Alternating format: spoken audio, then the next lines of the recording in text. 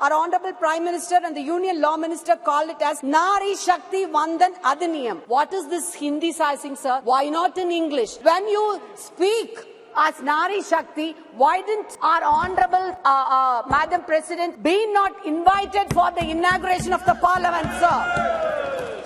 And then again, sir, another thing, no special quota for the physically challenged women for the inclusion of the bill. That's another grave loophole in that. Bharadiyar, who said, Achamum madamum naigatku vendumam namakku vendam, meaning that don't attribute timidity and foolishness to women. We want equal right, and we want the right to keep our heads high and walk wherever it is in this earth as the human beings with wonderful, cherished rights to live in this world. Sir, this is an utopian promise. Delimitation is scheduled for 2026 and the census, which was for 2021, never took place. Because it is now so clear that this is the electoral agenda for the ruling government.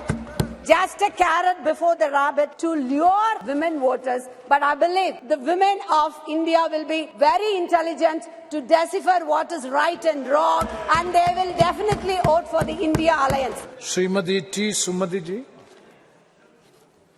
Honorable Speaker, sir, I thank you profusely for having given me this opportunity to speak on this historic Women Reservation Bill 2023. Sir, as our party DMK and our dynamic leader, our Chief Minister M.K. Stalin, Thalapathy, have been torchbearers of women empowerment, I rise here to support the bill. While I appreciate the initiative, I do have my own fears, anxieties and doubts.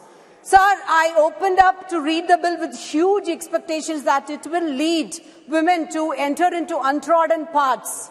So far, they have not experienced and into uncharted territories. But again, I ended up with huge disappointment. It is like a post-dated check in a bankrupt bank. And it's like a betrothal with so many ifs and buts, and we are not sure when it is going to culminate in an utopian marriage, sir. Sir, this bill, Women's Reservation Bill, is a matter of right, not favor. And with all humility and dignity, I would like to profess to the House through you, sir, reservation is our birthright, sir. While we, the DMK party, welcome the bill and support the bill, I would like to also remind you that, sir, not in this millennial era, women are empowered. Back in Sangam era, 3,500 years ago, in our Tamil soil, we have seen empowered women. Our celebrated poetess Avayar, for example, wrote Mudurai, a manual for wise living for all of them. And our rich Tamil epics, Manimegalai and Silapadigaram, have spoken about the rights and the power of women invariably throughout all walks of life. Sir, Tamil Nadu is a role model state, and this bill has been perpetuated and had been put forth by so many political parties, but the seed is sown in the soil of Tamil Nadu by the Dravidian movement. And it has been nurtured, the manure had been nurtured by the Dravidian trio, Thandai Periyar, our leader, great leader, Peraringer Anna, and Muthamal Aringer Kalaignar, and our Chief Minister. Sir, with our flagship programs, the Dravidian model, all the schemes and reservations were entirely given to the women folk. For example, equal rights for women, family and family properties, 1989. 50% reservation in local body representations. The present government has implemented 40% reservation for women in government jobs.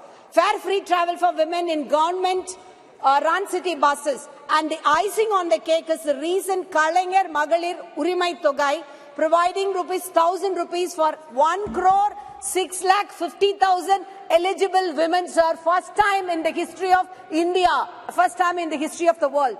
And to quote our Chief Minister, he has stated that an empowered woman plays a stellar role in nation's growth and people's wealth. And in this, Tamil Nadu stands second to none.